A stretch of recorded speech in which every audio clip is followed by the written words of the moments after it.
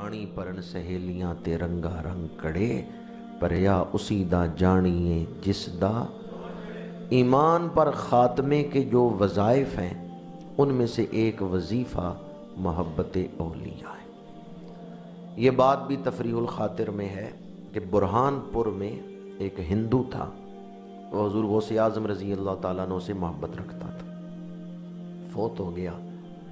ہندوؤں نے اس کو آگ لگائی، اس کے جسم کو جلانے کی کوشش کی، لیکن آگ نہیں لگا سکے، جسم جلا نہیں۔ ہندوؤں نے سوچا چلو اس کو دریا میں بہا دیتے ہیں۔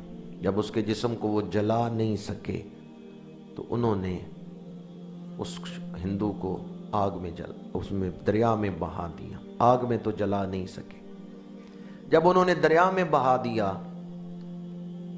ایک مرید کو خواب میں حضور غوث اعظم نے زیارت کروائی اور فرمایا فلاں دریا میں میرا ایک مرید ہے، اس کی لاش کو نکال، کفن پہنا، نماز جنازہ پڑھا کے اس کو دفنا دیں۔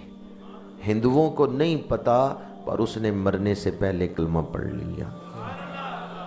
وہ میرے ساتھ محبت کرتا تھا، اس محبت کی برکت سے اللہ نے اس کو ایمان کی دولت عطا فرمائی۔ اس کا خاتمہ ایمان پہ ہوا تھا، اس لیے اس کو آگ جلا نہیں سکی۔ اللہ کریم نے ایمان کی شان ظاہر فرما دی۔ تو اہل اللہ کی محبت کا کم از کم فائدہ یہ ہے کہ مرتے دم کلمہ نصیب ہو جاتا ہے۔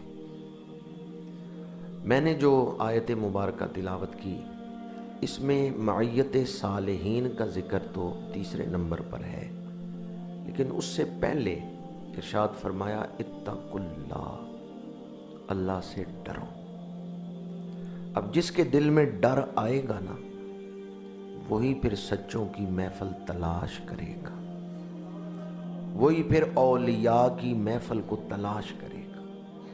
یہ خوف خدا کی وجہ سے ہوگا، میری آخرت سنور جائے، میری آخرت برباد نہ ہو، میری آخرت بچ جائے۔ آخرت کو سنوارنے کے لیے انسان پھر وہ ذرائع اختیار کرے گا جن ذرائع سے آخرت سنورتی ہے۔ راس الحکمت مخافت اللہ، تمام دانائیوں کی جڑ اللہ کا خوف ہے، تمام دانائیوں کی بنیاد اللہ کا خوف ہے۔ خوف خدا وہ دروازہ ہے کہ جس نے اپنے اوپر خوف خدا کا دروازہ کھولا، وہ نیکیوں کی شاہراہ پہ چل پڑا، وہ نیکیوں کی شاہراہ پہ چل پڑا۔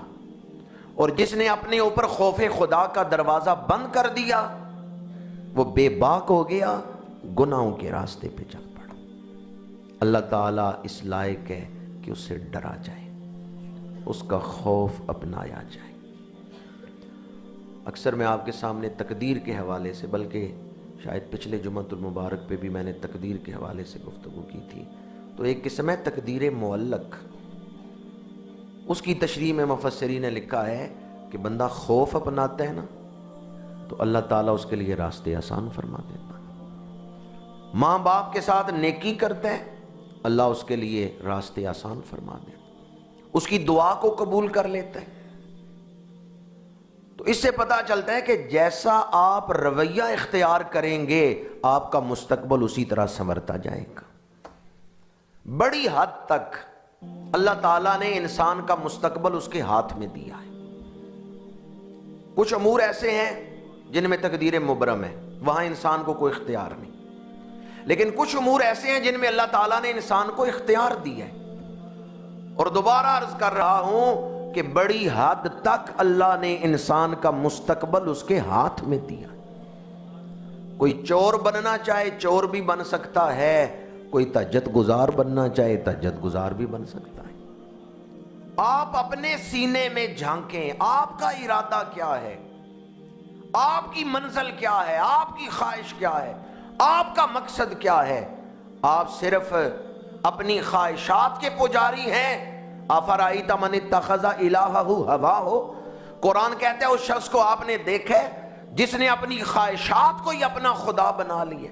میری خواہش پوری ہو، مجھے اس طرح کی چیز ملے، مجھے اس طرح کا منصب ملے، مجھے فلاں خوشی ملے. کیا آپ اپنی خواہشات کے ہی پجاری ہیں یا اپنے رب کو راضی کرنے کی بھی فکر ہے؟ اگر رب کو راضی کرنے کی فکر ہوگی تو اللہ تعالیٰ انسان کو بھی راضی کر دیتا. اللہ تعالیٰ آپ کے دل پر سچی خوشی کا دروازہ کھول دے گا.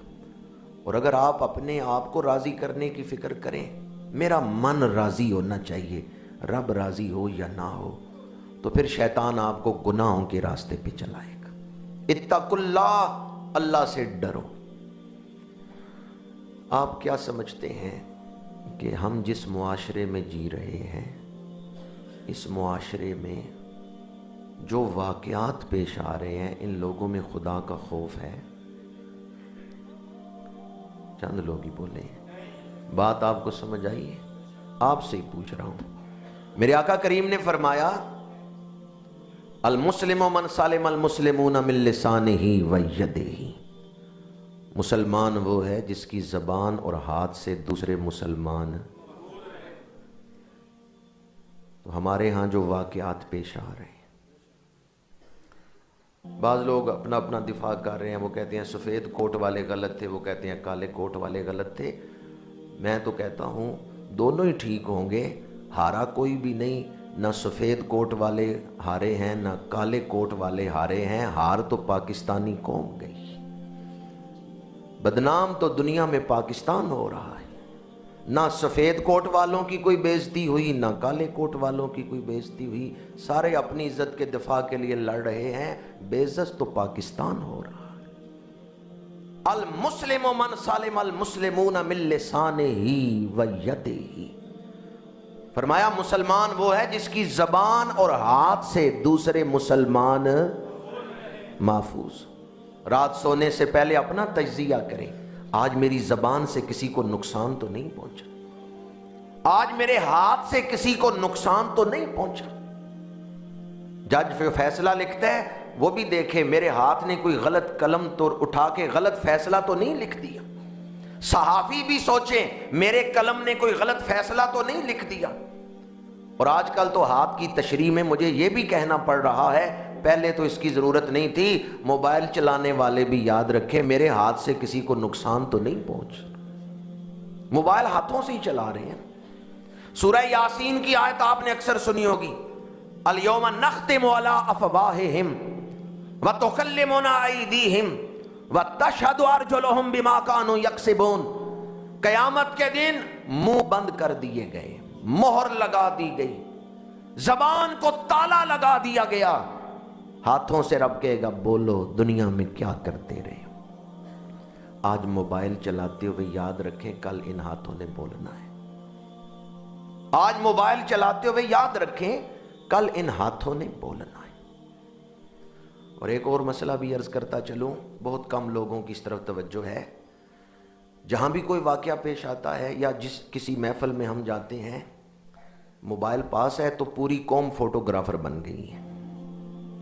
پوری قوم ہی فوٹوگرافر اس وقت بن گئی ہے، چونکہ سب کے موبائلوں میں کیمرہ ہے تو فوراً نکال کے ہم تصویریں لینا شروع کر دیتے ہیں.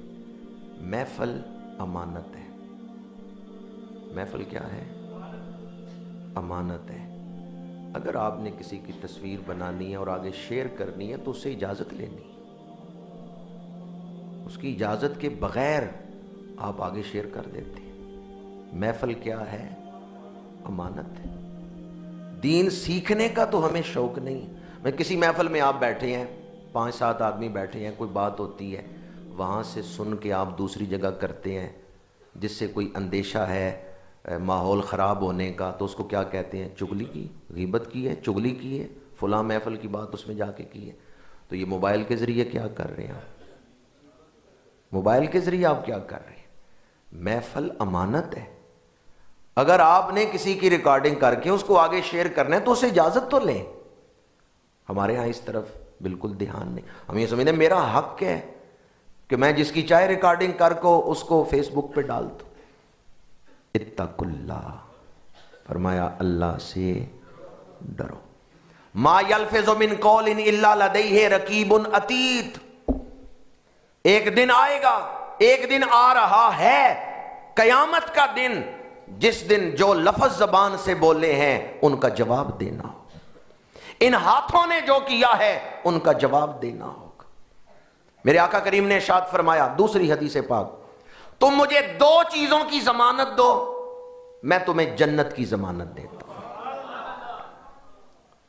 آپ نے اکثر یہ حدیث سنی ہوگی، کتنی بشارت والی حدیث ہے، کتنی خوشخبری والی حدیث ہے۔ فرمایا صرف 2 چیزوں کی ضمانت دے دو، اللہ کا رسول جنت کی ضمانت دے رہا ہے، ضمانت بھی حضور دے رہے ہیں۔